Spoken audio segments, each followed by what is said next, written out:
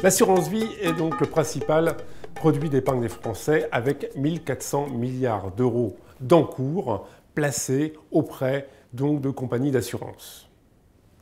On est loin du livret A, dont le poids, avec le livret de développement durable, est d'environ 300 milliards d'euros. Plus de 42% des ménages français ont un contrat d'assurance vie. Pourquoi ont-ils d'ailleurs souscrit un contrat d'assurance vie? Il y a plusieurs raisons. Il y a mettre de l'argent de côté en vue d'un investissement à moyen et long terme. Il y a également, derrière l'assurance vie, l'idée d'organiser librement sa succession, d'ailleurs en pouvant choisir son ou ses héritiers et échapper, on va dire, un petit peu aux obligations civiles. Et cela a fait de l'assurance vie un produit financier très recherché, surtout que ce produit est doté d'avantages fiscaux relativement donc intéressants. Quels sont-ils en matière d'avantages fiscaux?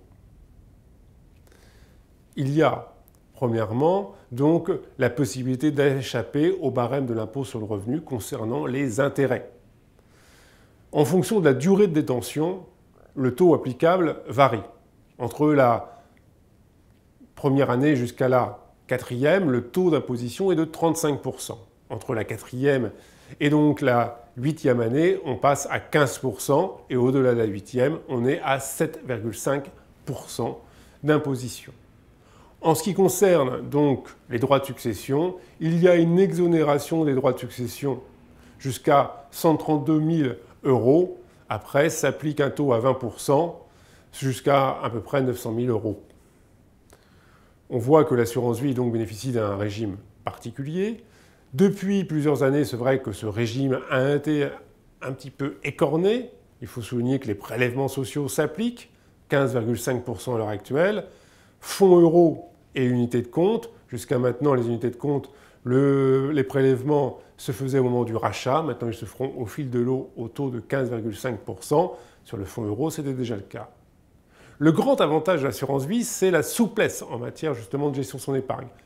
Il y a dedans deux grandes poches, le fonds euro qui garantit le capital pour l'assuré. Il place 100 euros, il est sûr de les récupérer. Et d'autre part, ce fonds euro est rémunéré en fonction d'un taux qui est fixé par la compagnie d'assurance une fois par an et donc qui permet de prendre en compte les résultats des placements qui ont été effectués. À l'heure actuelle, le taux moyen de rémunération du fonds euro se situe autour de 2,8%. Par ailleurs, il y a les unités de compte qui représentent des parts de placement financiers sur donc des OPCVM, des fonds communs de placement, des SICAV, des SCPI.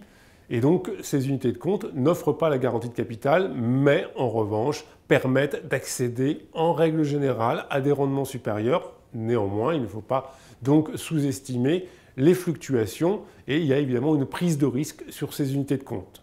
À l'heure actuelle, les épargnants français jouent plutôt la sécurité par rapport donc au rendement. 85% de l'encours des contrats d'assurance vie sont en fonds euros, quand 15% est en unité de compte. Donc on voit bien le choix important qui a été fait par les Français, c'est la sécurité du capital par rapport donc à la volatilité, mais le rendement. C'est vrai que depuis le début de l'année, la bourse de Paris a gagné à peu près 14%, que les dernières, elle avait gagné également plus de 15%. Donc c'est vrai que les unités de compte, ces 2 dernières années, ont plutôt surperformé par rapport au fonds euro, qui pâtit de la baisse des taux d'intérêt sur les obligations d'État, ce qui explique pourquoi le taux d'intérêt du fonds euro est passé de 5% à moins de 3% en à peu près 5-6 ans. Néanmoins, cela reste donc un support de placement intéressant en matière d'épargne, dans le sens où il y a à la fois cette souplesse de gestion, cette possibilité d'arbitrage dans le cadre d'une enveloppe fiscale, donc qui reste incitative et qu'il convient aujourd'hui de regarder avec attention, surtout que les niches fiscales ont plutôt tendance à disparaître au niveau donc, de la France.